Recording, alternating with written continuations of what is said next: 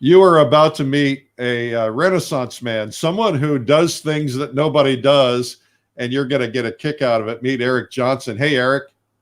Hey, Eric, how you doing? Good. Well, we got double Erics today. So, Eric, what are you going to do today? Today, I'm going to be essentially working on a church altarpiece that I've commissioned for. I've been working day and night, just hours and hours. So I'm actually on one of my final passes for one of the portraits. So today I'm going to be demoing how I approach the flesh tones in the final and most important layer, the subtle, almost glaze-like application to create, a smooth transitions in the flesh tones. Oh, that's exciting. I want to see that. I want to brag on you for just a second. First off, you're a phenomenal painter. I had put out the word. I wanted to do for Rembrandt's, the 350th anniversary of Rembrandt, I wanted to do a video teaching Rembrandt's techniques. And I put out the word into the marketplace and said, I'm looking for the best Rembrandt painter alive today. And your name kept coming back and back and back and back. So we did a video together, which I should tell everybody about. And that video, you painted this painting, this Rembrandt painting, that is a copy, and you showed the entire process, and it's on this video, Rembrandt Secrets Revealed. And it is absolutely fabulous. And it's fabulous because it's not only teaching you things that Rembrandt did, it's teaching you things that you can do. But what I love about you is that you're a purist, right? So you grind your own paint. You actually have a paint mill in your house or your studio, which is pretty cool. You grind your own paint. You find your own minerals to grind. I mean, you're totally purist. And then you go through the layers and layers and layers and layers to accomplish. And I'm the proud owner of that painting that you just showed. I just showed, which is in my office right across from my desk, so I can look at it every day. And so you're a true Renaissance man. I think people are going to love watching you. Wonderful. Thank you. I'm honored to know that the painting has a happy home. Surprisingly, in the midst of the pandemic, I actually did have to sell my mill. So I had, for those of you who don't know me, I actually had a 3-roll mill where I actually would make a lot of my paint in mass quantity as opposed to hand grinding it every single day. Nowadays, I'm actually working with Natural Pigments and Rublev Colors as an ambassador. So one of the main reasons why I used to make my pigments and paint was primarily to avoid all of the manufactured additives. So I like Rublev Colors because they don't have any stabilizers, just pigment and oil. It's just like I handmade the paint. Me having a 3-year-old daughter and being confined to my home studio, I also can't deal with powdered pigments quite like I used to in a paint making studio. So if I need to mull up the colors, I usually just spit it out of the tube, and then I can add any historical additives, powdered glass, calcium carbonate, or any of the other things to adulterate the paint in a handmade way, straight out of the tube. So I'm still a purist, but I've got a more convenient way to get started in the day.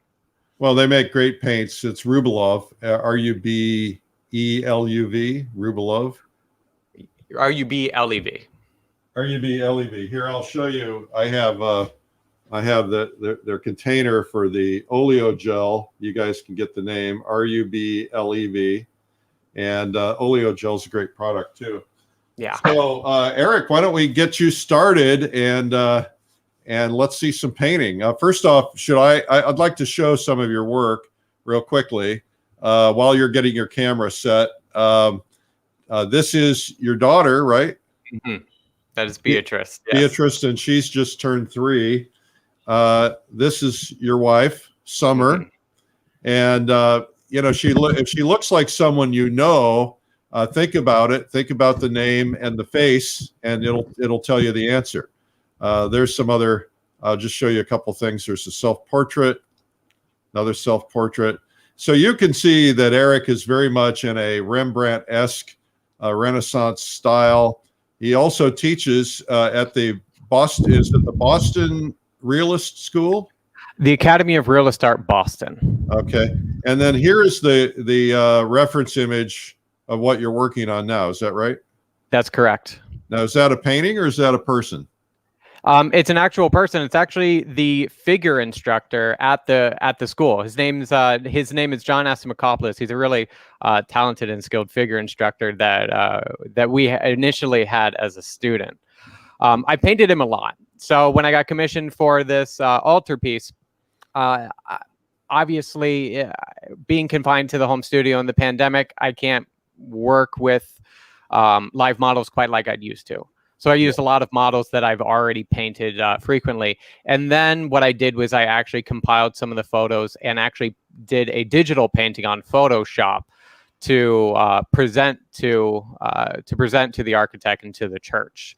So I'm using the reference as a guide, more so than strictly copying it. Okay. So I am doing a bit of idealization and almost inventing the painting in a way, as opposed to just copying the photo exact.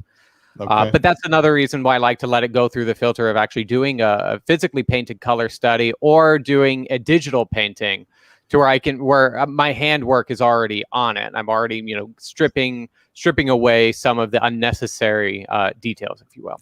Okay. Well, why don't we get you set up? I'm just going to make a quick announcement, and that is that the winner of the value specs that help you see your values. Wow. When I look out at the snow, pretty incredible. The winner is Mary Ann Lakey Baisley from Colorado. I wish we should pick easier names. And today's prize is an easel brush clip from easelbrushclip.com. I happen to have one right here, and holds your brushes, and they're pretty cool. All right, Eric, let's do this. All righty. All right, here we go. Wow. All right. So I've already taken. This has been drying for a little bit, so it started to sink in. So the colors got pretty matte finish. What I did was I oiled it out just with a makeup sponge like this, and I used some of that same stuff. We're not seeing the makeup sponge. Would you show it? Oh, sorry. Okay. Using a makeup sponge like this. I apologize for that. Would you explain what oil out means? So when your painting dries, some of the oil actually gets sucked up into the surface. That's why if you use a lead primed oil ground, or even paint on metal or copper, you deal with much less sinking in. Now, sinking in is essentially the scattering of light. So when your painting sinks in, some of the oil actually retreats into the layers of paint underneath and the actual ground.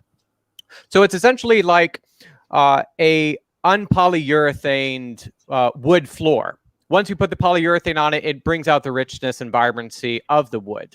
The same thing kind of happens when your painting dries. Some of that oil gets sucked up into the surface, and that scatters the light due to the micro rough surface of the pigment kind of protruding off of the surface.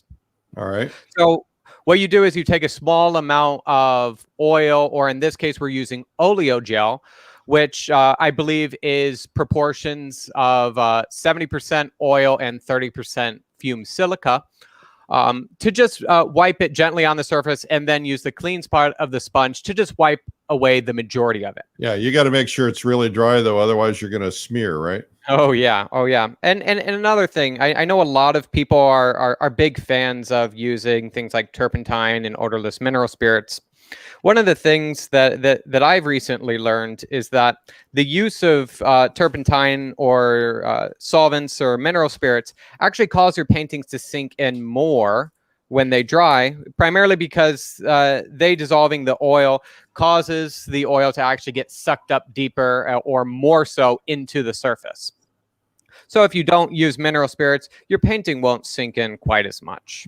Yeah, I'm suffering with that right now on a piece I'm working on. It just keeps sinking in, and my colors are just not, they're flat. Yeah, it's a heck of a nuisance. What I'm going to do is go through real quickly. Tell us what your colors are, and so from right to left, we've got lead white number 2. That's lead white bound in walnut oil as opposed to linseed oil. It's slower drying and will cause the white to yellow less over time as opposed to linseed oil. Although linseed oil, although it does dry faster, it will yellow a little bit more, but it is superior in its strength. So I've done almost everything on this painting in a lead white number 1, which is a lead white in linseed oil. Right next to that are 2 of my all-time favorite colors. This is lead tin yellow. This is genuine Naples yellow. Here we've got Blue Ridge yellow ochre, genuine vermilion. That's a mercuric sulfide pigment, Chinese vermilion, very similar to like a Chinese cinnabar. We've Very got poisonous. yes. So all of these, I mean, we've got lead, mercury. I think that it's so important to treat all of your materials with a lot of care. Even the ones that are less toxic, I think a good habit is just treat them all as if they're ready to kill you. I have a permanent alizarin. I don't use a lot of it. If I use even a permanent alizarin, I'll probably only use it in very small areas where I just need a little pop of chroma and darkness. And I'll almost never mix the alizarins, permanent or impermanent, or even a rose madder, with any of the lighter colors. I'd probably only mix it with things like my black. I've got a raw umber from Cyprus. I go back and forth whether I get my raw or whether I use a raw umber from Italy, France, Cyprus, even in England. There's some really good umbers that I like. And then at the end, I've got bone black, sometimes commonly referred to as ivory black.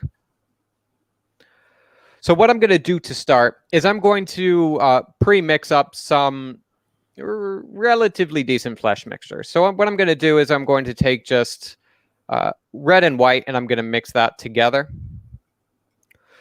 Now, one of the things that I find most important about mixing, especially when your palette is relatively limited, which even on a good day, I don't use many colors. I feel very comfortable with just a handful. When you use just a few colors, you realize it's very easy to create this kind of muddy, murky mess.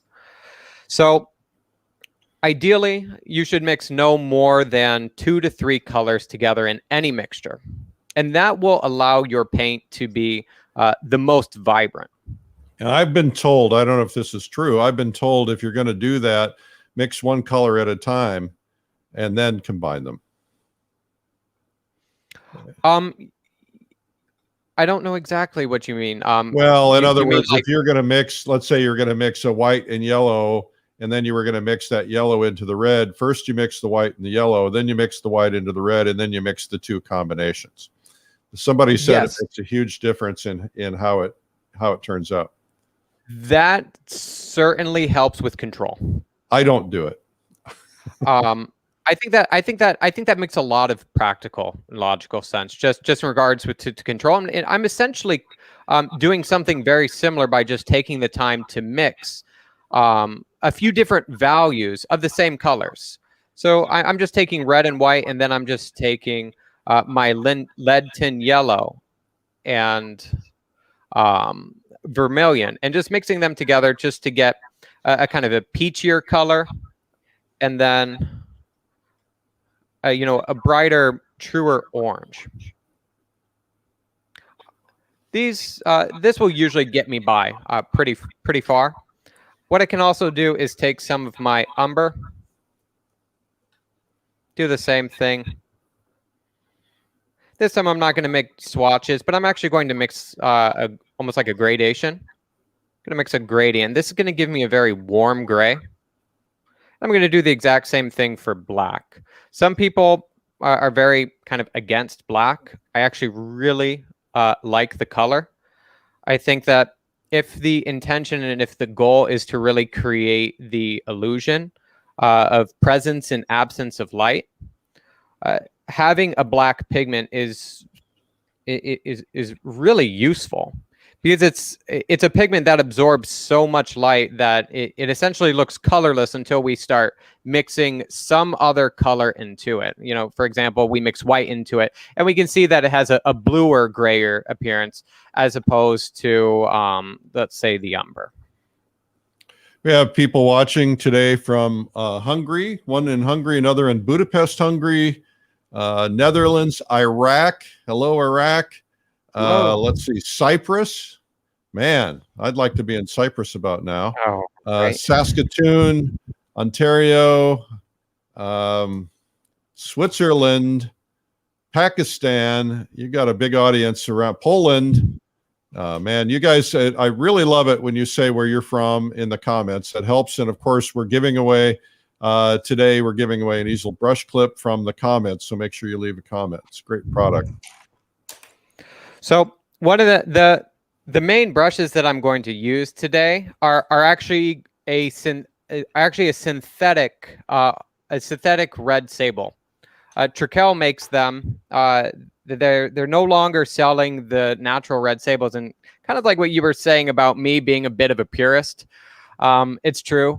I am a natural hair type of guy, but they've now been making these synthetic red sables, and I can't get the natural red sables from them anymore. And I have to say, I'm really liking. They're called Sienna, the Sienna brushes, but the synthetic red sables are really, really nice and frankly affordable. Which, I mean, I'm not one to spend a crazy amount of money on brushes, but because things are so subtle and soft right now, I'm going to use natural hair or a synthetic that mimics a natural. All right. You better start doing some painting. You're going to start losing audience here. So what I can bust your chops. We're friends. I can do that. What I'm going to do is I'm going to come to my lightest and darkest values. So I'm going to start by working around the eye. So using just a smaller round brush, I'm gonna make a mixture between my lead tin yellow and my genuine vermilion, and of course white being addition to that. So I once again only have 2 colors plus white into that mixture. I want to make sure that my lightest areas are not leaning towards white, but are still leaning towards color or chroma. But I do want to start my day off by keying my painting by stating my lightest and darkest moments in the area, and making sure that my lightest moments still are chromatic, meaning the intensity of the color is still relatively vibrant or high.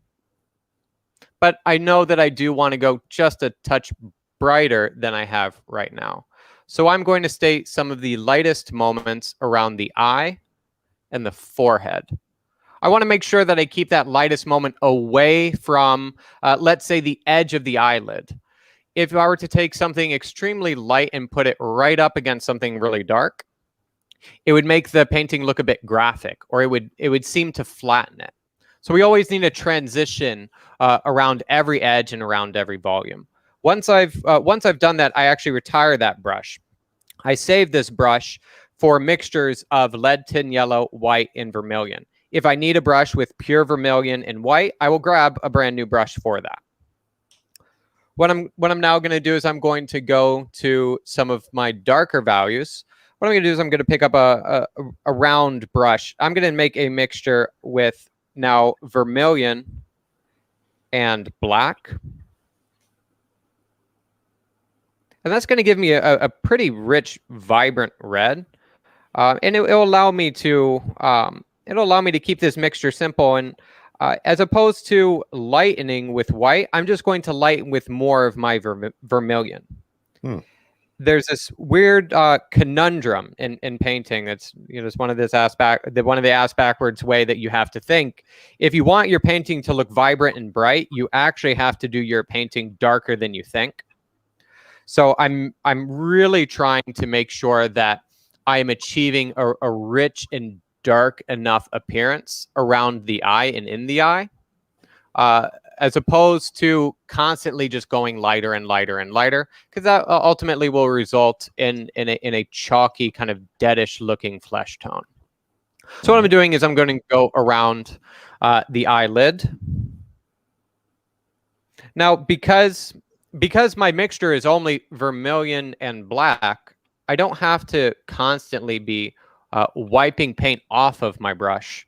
I can just add more or less vermilion or black into it. And this brush, essentially is good to go for the entire duration that I paint with it, so long as I don't mess up too bad and decide to put 8 different colors into it. Yeah. So what I'm doing is I'm just restating what I already have.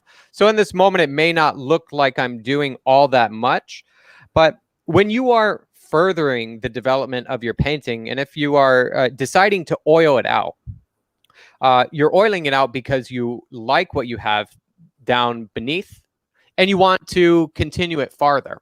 So until this point, I really have not oiled out my painting, and I've painted on it just regular, sinking in matte, very patchy looking painting.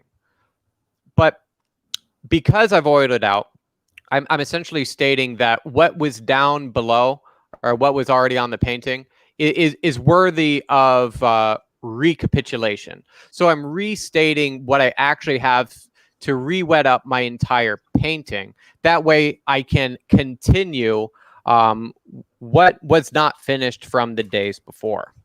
All right. Hello, Chile. Hello, Norway. Hello, Australia. She says she's having trouble with snakes and getting the dogs out. Oh no. We're just having trouble with snow. Eric, how cold is it right now where you are? It's 12 degrees right now, which is very unusual for Texas. And it's because the windmills froze up. About 25% of the Texas power is based on windmills. But Texas very rarely ever gets cold like this, and certainly doesn't freeze up. And so now they've discovered that windmill power may have its limitations in climates like this. Oh, wow. I didn't even think. I don't even think of that as a factor, huh? Half of our city and half of my employees here have no power, no heat, pipes are frozen. Wow. So what I'm doing is I'm going to start stating the round spherical volume for the eye.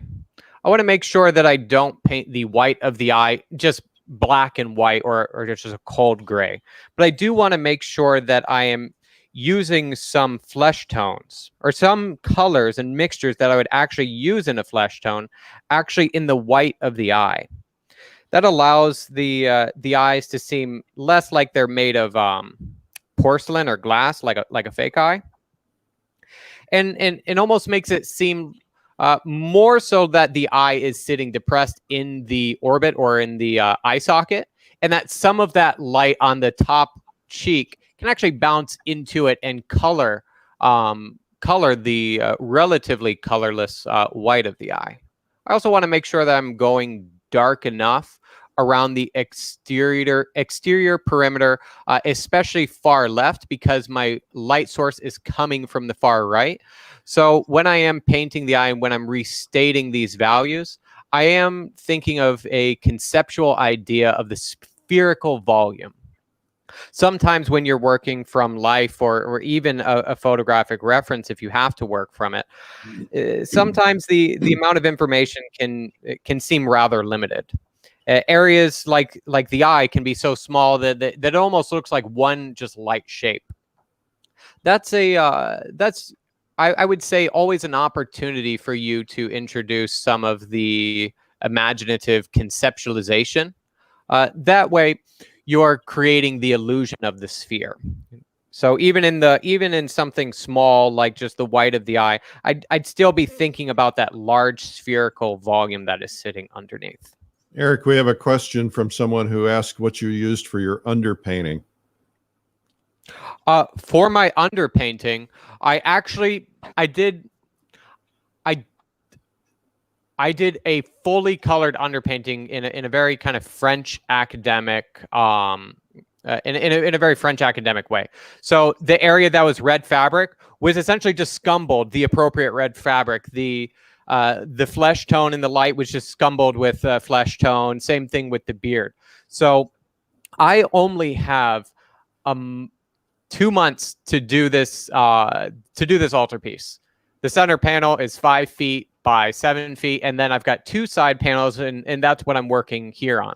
So I would have done an underpainting if I had the time, but oh boy, I don't have the time. So I actually did almost a thin washy ébauche layer in the beginning. I did not use any mineral spirits. If anything, I might have used a touch of linseed oil or that oleo gel, just to allow me to spread the paint a little bit easier. But for the most part, in this painting, I've tried to go with as direct of an application of color as possible. Before we end the broadcast today, we're going to we're going to have Eric step back and show as much of the painting as he possibly can. We're getting requests for that. All right. All right. And maybe show us his workspace, your home studio, right? Yeah, we can certainly do that. All right.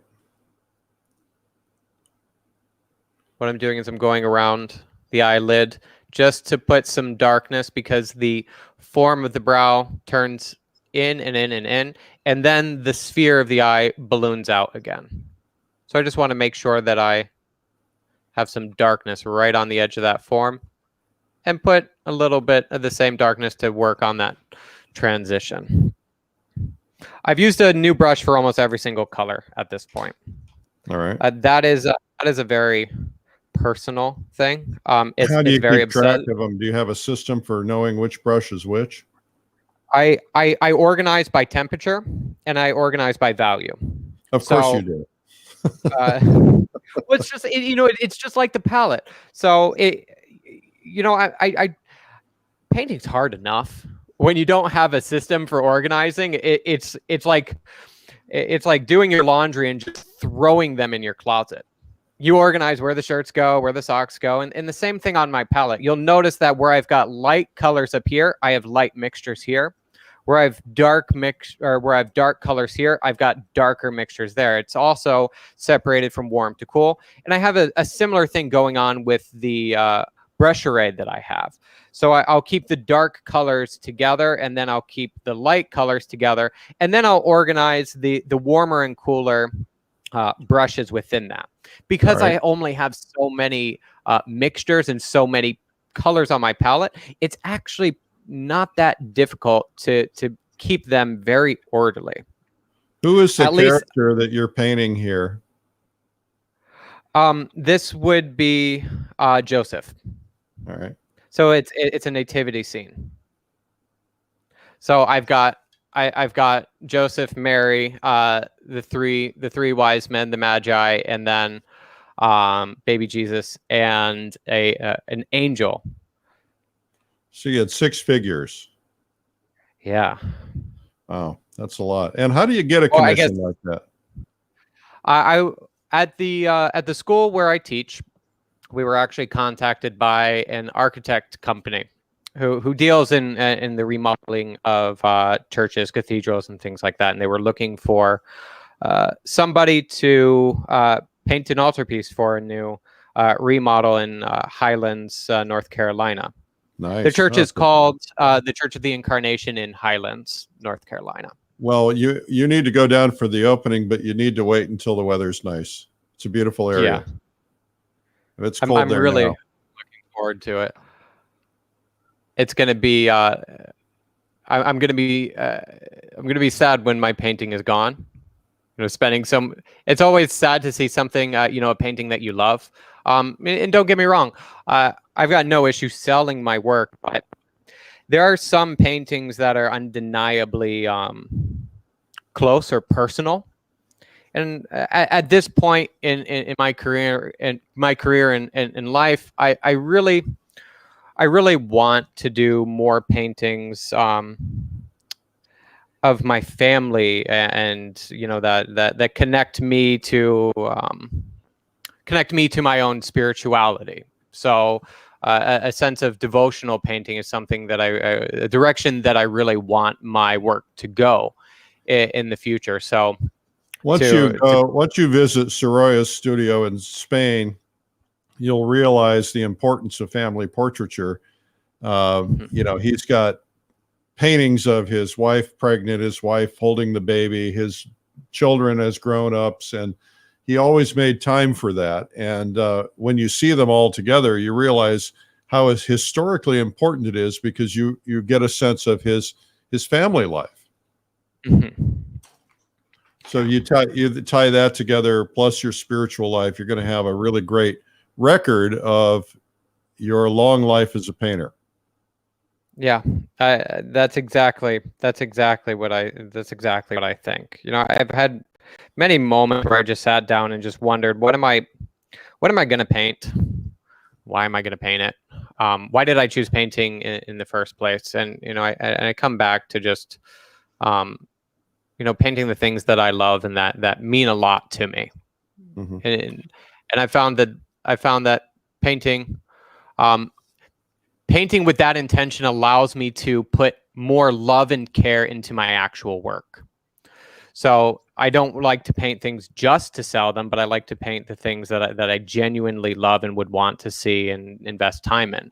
And that is mirrored when I'm even doing things like this. Like I'm taking a lot of care in every single color and value. Now, when I'm mixing flesh tones, I don't want to say that I'm formulaic in the way that I apply them, but I do have a grammar of coloring in the way that I paint. So if my light source is relatively cool, the general light family would be generally cool, and then my shadows would be generally warm. There's a constant opposition that you can see in nature of warm, cool, warm, cool, warm, cool. And of course, warm and cool are relative terms, but I do follow a certain principle in every single flesh tone or every single form that I paint. And I maintain a pattern of warm, cool, from my shadows being warm and my halftones being cool, then my light family being relatively warm, then my highest lights being cool again. If you were to look at the work of Van Dyck, Rembrandt, Rubens, Titian, a lot of those older masters, the 18th century Rococo painters almost over exaggerated those relationships of warm to cool, and in that pattern, that it almost became too formulaic and almost generic.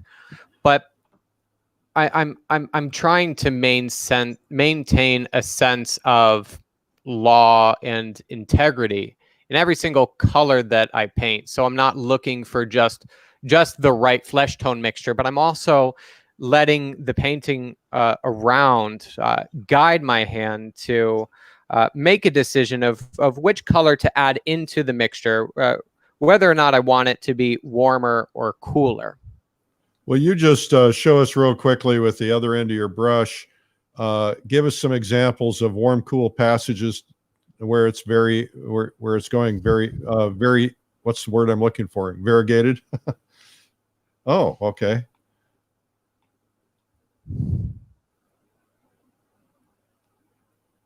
Oh, this is helpful.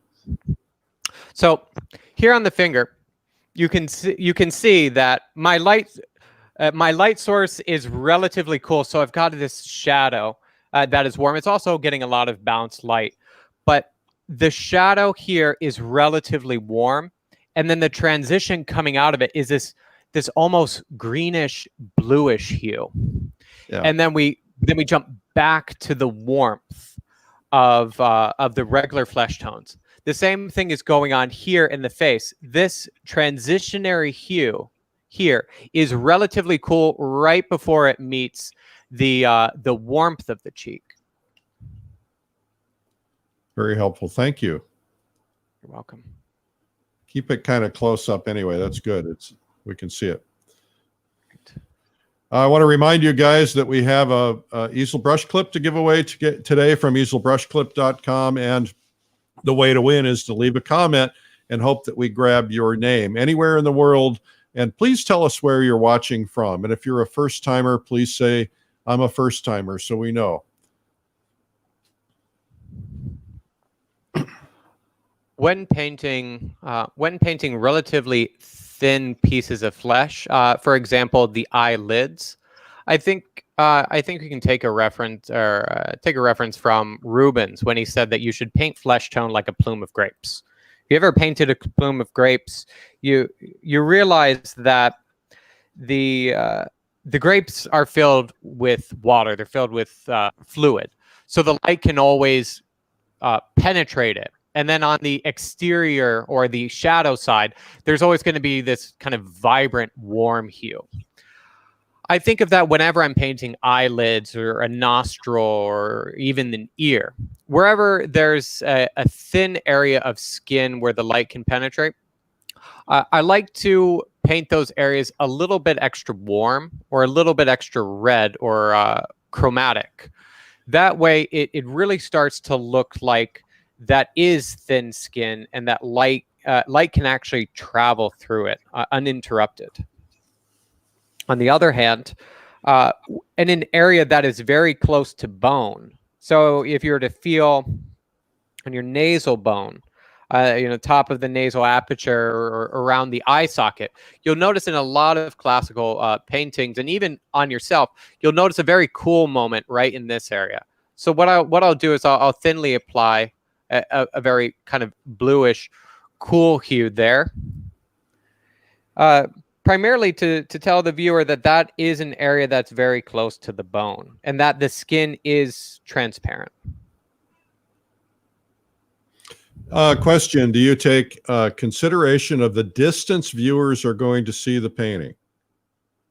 Yes. That I was actually just talking to one of my colleagues about that, because I'm so used to doing very highly refined detail work for gallery pictures. But this being in a large altarpiece and primarily being seen either A, 10 feet up in the air, or B, from 50 feet away as people are sitting in the pews. Yes. So I find myself in this painting not blending or not getting hung up on too much of the minutia. And I'm really trying to keep the large effect and keep my general shapes as bold and as relatively graphic as possible. Because if I fiddle it too much, it's just going to look like mush from distance. You see artists like. Do you have to do any foreshortening on this painting because of the height that it hangs? Not so much. Not so much. I mean, it's going to be at about waist height. The center panel, I have made the center panel is longer and taller, so I have made some of the information a bit bigger when it gets very high, and I've also exaggerated some of the change from one plane to the next. I look at, let's say Michelangelo's Sistine Chapel. That is an example where he's over exaggerated the figures more so than any of his other work.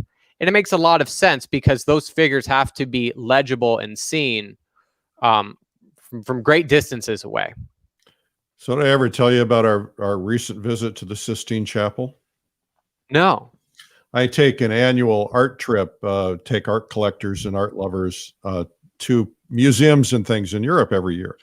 And first time we were in the Sistine Chapel, we managed to get the lights on, which was unusual because they never do that. But the second time we managed to get a private viewing inside the Sistine Chapel, because the last time there were 50,000 people in there, shoulder to shoulder. So we managed, because of our connectivity, to get a private viewing for our 50 people. So we were able to lay on the floor and look up, and wow. We got the lights on, and I did the first ever live broadcast from inside the Sistine Chapel. it was so rare that Yahoo News picked it up and it went national. So Oh, it was wow. pretty cool. Of course, I got busted because they didn't want me doing that. So Well, what's done is done, right? that's right. Wonderful, wonderful. This we hope we're going to be able to take our trip this year. We don't know. By the way, I've got a trip I'm taking to Russia. The trip is now sold out. We're taking waiting lists in case we can get some more people in. And congratulations.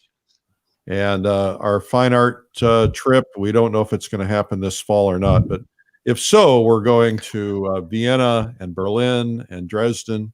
It's going to be nice. Oh, exciting. Very exciting. Great museums. Yeah, we were wanting to take a trip to Germany this summer, but we're in the same boat where we don't know whether or not it can happen. Right. So just hopeful that everything works out and the world gets back in order and we can go to the museums again and travel and be merry. Be merry. I'm merry no matter what. Yeah. The goal of this broadcast is to help everybody be merry and not to get all freaked out about what's going on in the world. True.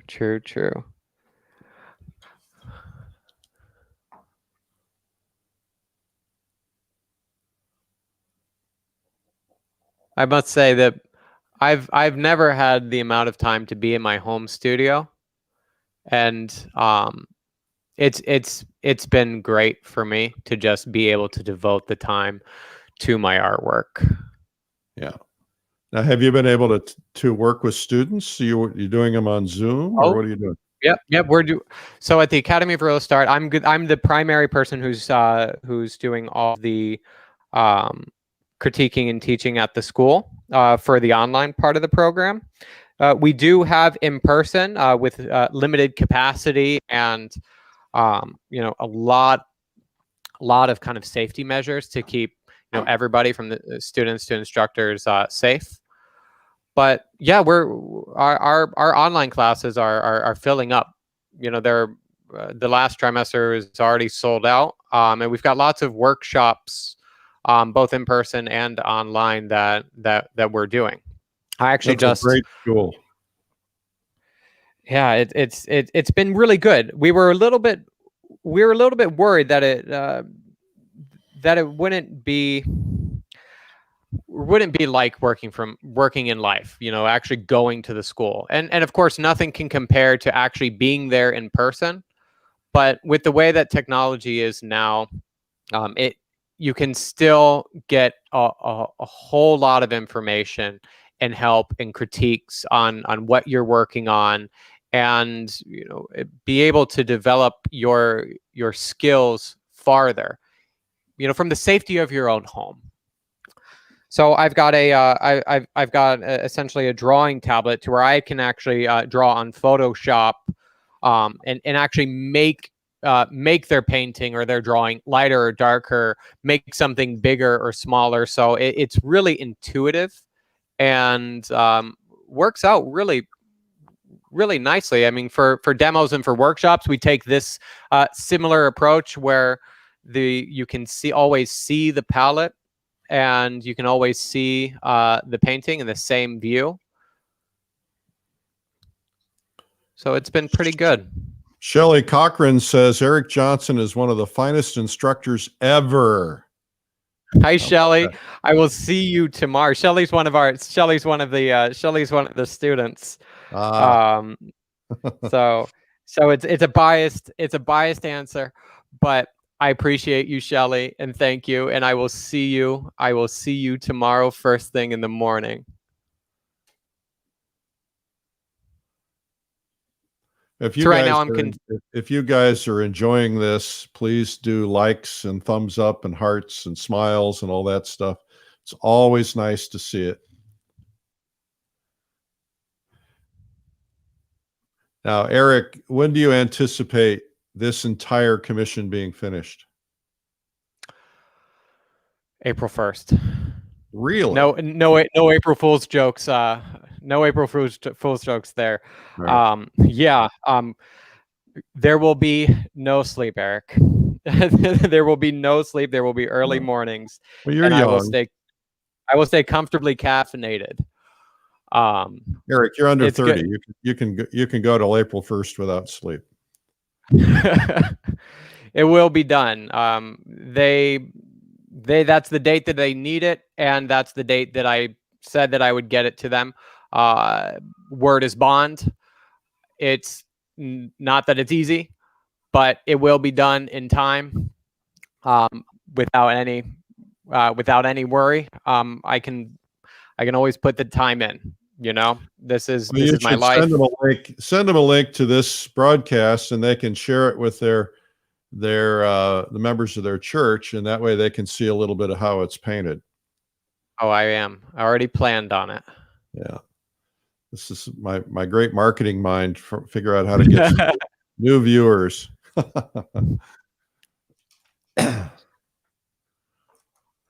All right, what I'm gonna Eric is using Trekell brushes, and they are a synthetic red sable. the line is called Sienna. Sienna.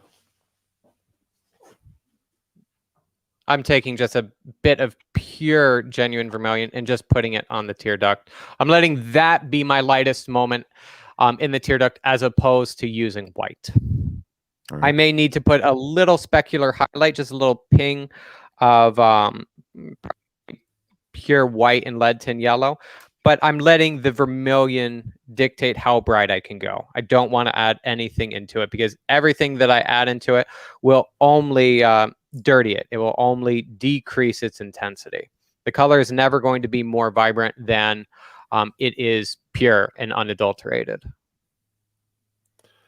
I hope you guys are enjoying this. You know, I'm trying to give you a lot of different variety. You know, there's so many wonderful different styles and approaches to painting. What Eric's doing would be considered tight academic painting. And sometimes we have, you know, very loose abstract painting and everything in between. So it's nice to get a well-rounded education. Absolutely. Eric and I went plein air painting when he was in town to shoot his video. We went out plein air painting we were trying to paint bluebonnets, but there weren't very many, were there? Yeah, what did we drive around for 4 or 5 minutes looking for a field of bluebonnets, and they were just nowhere to be found. Yeah. Boy, we had them this year. We had massive fields of them this year. And they'll be out. They start coming out pretty soon. So, of course, right now we're having unexpected winter weather, and that's really good for bluebonnets. So, snow and bluebonnets. They tell us that before we spread our bluebonnet seeds, to put them in the freezer. They become more prolific that way. So, we'll see what happens this year. I'm wanting to get some Rembrandt tulips or some parrot tulips for this upcoming spring for still life painting. Put them in the garden. Well, those I'm are sure another. Yeah. Oh, yeah. Oh, you're gonna grow your own. How nice. Yeah. Yeah. I'm gonna strategically take them out of the freezer. That way I can keep letting them sprout up, because you know, it takes me a long time to get a painting done, and tulips just come and go so fast. Yeah, they don't last very long. So what I'm doing is I'm putting a very greenish. So I'm taking the raw umber in white, and I'm creating this greenish transitionary tone to make the front plane of the face just look a little bit brighter. The key is I want the front plane of the face to look brighter without actually making it brighter. I can do that by using contrasts. So what I'm doing is I'm darkening some of my transitions. Now what I'm going to do is I'm going to go to that warm moment. I'm going to take some of that raw umber again and mix some of my genuine vermilion in with it. I'm going to switch my temperature again and move to a slightly warmer hue right on the cheek. Where do you purchase these brushes? Someone is asking. That would be directly from Trekell. Okay. TREKKELL. TREKELL.com. Okay. They have been a vendor at the Plein Air Convention. We'd love to have them back at some point. We'd love to have anybody back at some point, quite frankly, right now. Yeah. We had to cancel the Plein Air Convention this year. So we're doing Plein Air Live again. We've already got a stellar lineup of people, and it's going to take place in April. If you're going to do it, get signed up before the 28th because you'll save a bunch of money. That made a huge difference in the planes. Yeah, thank you. I was going to say those conventions are really just so great. You know, having just been to the FACE conference or the FACE convention, I really enjoyed all that I got out of them. And just to be able to speak and interact and learn from so many great artists that are working today is really just, well worth the price of admission. I think one of the best parts is not just the teaching and the onstage parts, but we've got a giant studio, which we've got, I don't know, I think last time we had 9 or 12 models, and everybody's piled around all these models and painting at night together. And then you hang out in the bar with all these well-known artists and get to know them. And it's really a real gift. I hope we're going to be able to hold it. That's going to be in November in Williamsburg, Virginia. So we don't know. We're kind of waiting to find out. Beautiful transition. Thank you. So I'm really just trying to keep.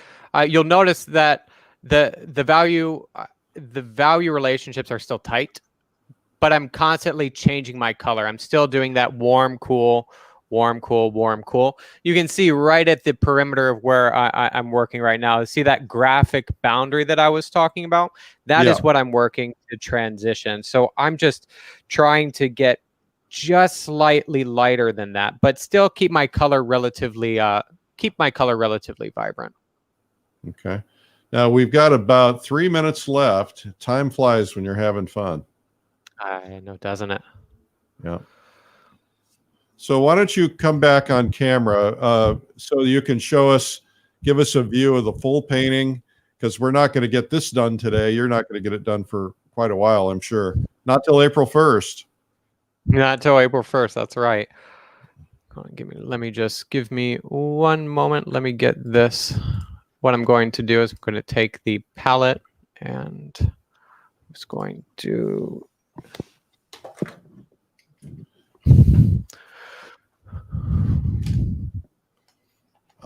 now he's shaking his finger. Give me 1 moment. Let me just change my lens. That way I can give you a good shot of it. All right. I'll tell you what, because everybody wants to see this. While you're doing that, I'm going to take you off camera for just a second. And then while you're doing that, I'm just going to play something for everybody. And then we'll be right back. Painting outside is fun, and everyone is doing it. It's a great way to make new friends, be creative, and enjoy the outdoors. But painting outside requires different skills than painting inside, and it helps to learn it from the best. Monet and the Impressionist called it plein air painting, and the movement is bigger than ever. Now thousands are going outdoors to paint. Once you master plein air painting, your paintings will be transformed because you'll learn to see light, color, and form differently. At the second annual Plein Air Live, a worldwide virtual online art conference devoted to plein air painting. 3 days of world-class artists demonstrating various techniques for outdoor and landscape painting. You'll get to know other artists and instructors personally through our breakout sessions. And we'll even paint together at the end of each day. This year's faculty includes Kevin McPherson, Kathleen Dunphy, Joseph McGurl, Camille Priswadek, Christine Lashley, Michelle Uzabelli, Dawn Whitelaw, Lori Putnam, Dave Santillanes, Bill Davidson, Don Demers, John McCartan from Australia, and more to be announced. Get private access to our exclusive members group to become part of our community. And learn to take your artwork to a higher level. Plein Air Live, April 15th through the 17th. Sign up today and join the world as we learn art together. And for people who want to learn painting from scratch, start with our Beginner's Day on April 14th. We'll teach painting in different mediums like watercolor, gouache, pastel, acrylic, oil, and we'll teach subjects like trees, clouds, mountains, water, and more. You'll see your artwork get better faster as you learn from top artists from all over the world. Make history as part of the Worldwide Art Conference. Plein Air Live. Sign up today and join the world as we learn art together. From the publishers of Plein Air Magazine.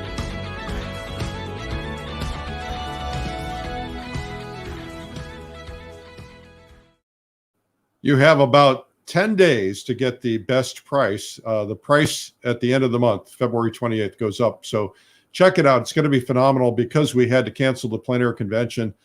This is the way we get the family together, and it's a really cool thing. We have breakout rooms. We get to know other artists. We have artists teaching from multiple countries, and there's many more to be announced. So go ahead and get signed up at pleinairlive.com. Back to Eric Johnson. Okay, Eric, you're in your studio.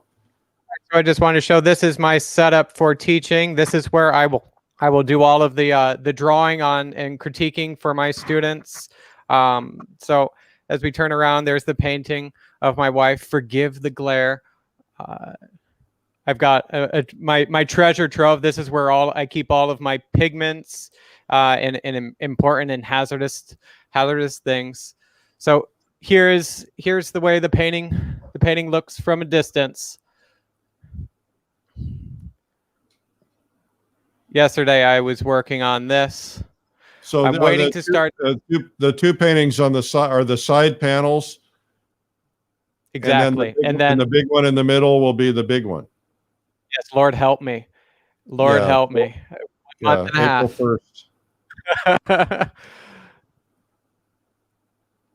So I've spent a lot of time working on the red fabric on this one recently. Still have a lot to do on the flowers. As you can see, that it is, just like I said, just a thin washy layer the beginning, and then I'm going to get real and fake flowers and just paint all of that from life. So although I'm using some photographic reference for the portraits because I have to, I am using fabric, and I've got a lot of other objects to use for the fabric and for the just all of the other things regarding flowers and everything. Outstanding. Well, why don't you come back on camera and we'll say goodbye. Hopefully. Are you coming back? There he is. Sorry. Okay, well, applause to Eric Johnson. This has been a double Eric show, and Eric's been a pleasure to have you here today. And we're learning a lot about painting just from watching those transitions, the warms and cools come together. And we can learn about Eric at his website, which is Eric Johnson Fine Art. All right, and you probably have links to the school and some of the other things that you have today. Yes. All right. So I want to tell you guys, Eric, I'll tell you too while you're on. Today's going to be a real treat. We have today. Well, first off, back in March, I went over to St. Petersburg, Russia, and did a film with Nikolai Blokhin, the great Russian master. And of course, they paint a lot differently than Eric because it's bold, loose, but they're trained in every detail that Eric's trained in. And Blokhin was, for many, many years, the drawing instructor at the greatest art school in the world, which is the Repin Institute, where Ilya Repin attended. And so Blokhin is going to be on today at 3 o'clock. We're going to show segments of the video, but Blokhin's going to be on actually answering questions in the comments today. And that's a very rare thing. So you don't want to miss that. We're going to show how he did this painting. This painting's about 4 or 5 feet tall. and it's from this video. So you're going to like that. Eric, I know you would love it. I know you're going to be busy painting, but you'll be carefully listening on the side. I'll keep the monitor on. That's all I've been doing. That's all I've been doing is, I put you on, every single day. It's podcast and everything.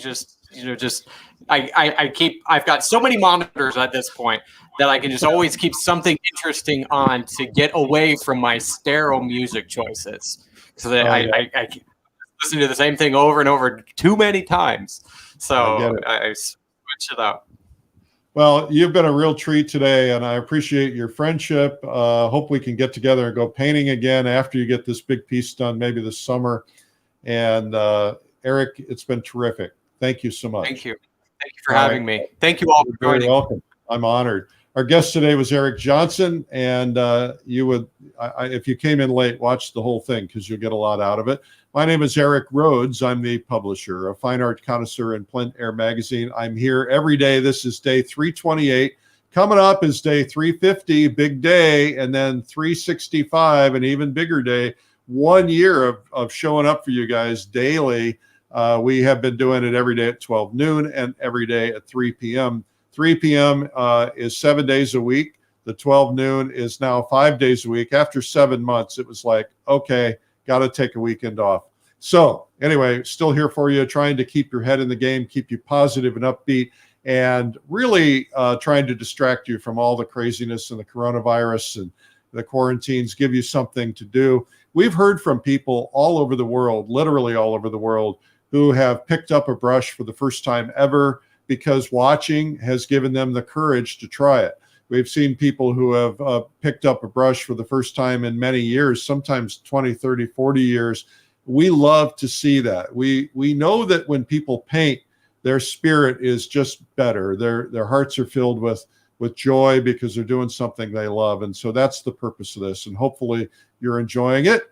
And I will see you tomorrow, assuming the electricity continues to hold out here. We're lucky we've got it the whole time. We have heat. It's not very warm in the house, but we have some. So thank you for watching, and I'll see you tomorrow. And thanks again to Eric Johnson. Bye-bye.